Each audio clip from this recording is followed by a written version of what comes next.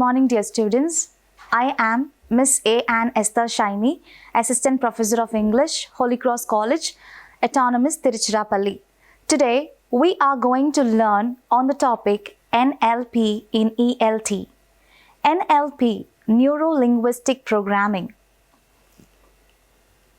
The course objectives are to train a person to make an introspection of his or own thoughts, to study the structure of communication in a very subjective experience. It focuses and polishes the human excellence and communication. What is NLP? N stands for Neuro, L stands for Linguistics, and P stands for Programming. Neuro is nothing but how our nervous system gets trained for communication. Linguistics is nothing but a communication is done through the 5 senses which we use in our everyday life to become a better person. Programming is how we communicate with ourselves and with each other to achieve our goals. The history and the development of NLP. NLP, with its roots to psychology and neurology, was developed in the mid-1930s by John and Richard, one of the famous psychologists and neurologists. The purpose of the NLP program is to develop the human brain and the working mechanism of the human brain to communicate, to make the communication process even more effective inside the classroom. The main purpose of NLP is to build a rapport between the student and to oneself by gathering the information of the internal and external world and to develop the better way in a communication. In the modern era, not only in teaching but also in curing depression, phobias and learning disorders, NLP is used. In the modern arena, hypnotherapy, leadership training and coaching, and in public speaking, we use NLP techniques. As discussed earlier, N stands for Neuro, that is, the nervous system enthusiastically works the processes of our experiences through our senses. Linguistic stands for the communication system through which our experiences are expressed through the senses. As John and Richard Brendler says, NLP usually designed in a manner where it is interested in influencing individuals by their own way and duplicating the behavior of an individual. Neuro stands for the way we experience the world through our senses and translate those senses and experiences into the thought processes consciously and unconsciously, which in turn activates the neurological system. The linguistics, the way we use a language to make sense the world and then communicate the experiences to others. For example, if we see at something very beautiful or a colorful picture, our senses get activated and we experiences it. Listening to music, touching the meadows, tasting your favorite cake, smelling the flavor of a good fragrance, and at last, the way we communicate to ourselves, often we do a self-talk. Programming deals with how we communicate with ourselves and each other to achieve our goals. How does NLP work in a human brain?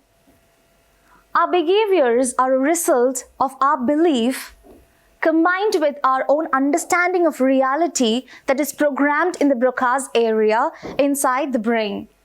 It explores the links between neurological and psychological language and behaviors learned through experiences. NLP provides structure for change that enables the coach to look behind what is experienced in spite of the attitude that is expressed in the classroom. It seeks to achieve behavior change by finding the positive connotation of thorough behavior of a teacher. The four pillars of NLP are sensory acuity, flexibility, rapport, and outcome. Sensory acuity is noticing what one says or what one person conveys verbally or non-verbally. The main purpose of using this source is to look at, listen to, and feel what your environment teaches you. For example, when you are in a group with your friends, you are discussing about a get-together without your knowledge. Do not ask your friends about the plan which you are not invited.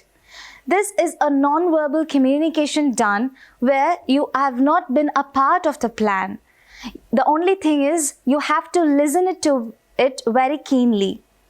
The second is flexibility. Flexibility is doing things what you are flexible with in a very different manner until you reach your goal. For example, if a student is practicing or trying to score more in the examination where she or he fails in the step or methodologies she follows, the only thing the student has to do is change the methodologies or change the skills to score more in the examination. This deals with the flexibility in NLP programming. The third pillar is rapport. When a teacher wants to be more effective, the rapport should be built strongly with herself, and only then she will be able to build the rapport between the students and her. The last and the important pillar is outcome. Outcome basically deals with fixing goals. A teacher will be more effective when she is aware of her own goal and the student's goal. So the outcome deals with paying attention to what one really wants to achieve in life. Let's do an NLP activity with the principles of NLP and its pillars.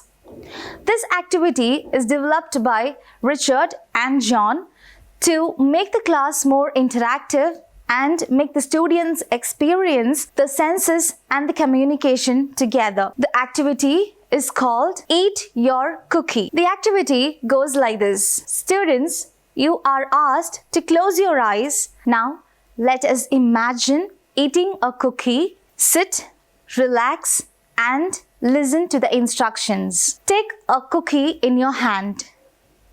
That's going to be your favorite cookie. The delicious one too. Feel the cookie in your hand. Eat it. Chew it slowly. Imagine the taste that lingers in your tongue. Smell it. Swallow it. And try to catch the last bits of the biscuits inside your mouth. Now, say to yourself, I have eaten the cookie. Take a bit of paper and write your experience. Take a bit of paper and write your experience, how you enjoyed eating your cookie. This activity is done in the classroom to teach the students the perfect tense through experiencing the senses of eating cookie inside the classroom. This is to check if the students are able to understand the vocabulary, and the primary focus is to help the students become aware of the feeling, the level of the concepts they understand inside the classroom. NLP is not a teaching method. It is a technique followed in the classroom for the betterment of the student. If you want to become an effective teacher or an effective listener, you have to adopt the principles of NLP and become efficient in your own way as an individual. NLP is used to change life differently in harmony with learner-centered views. Thank you.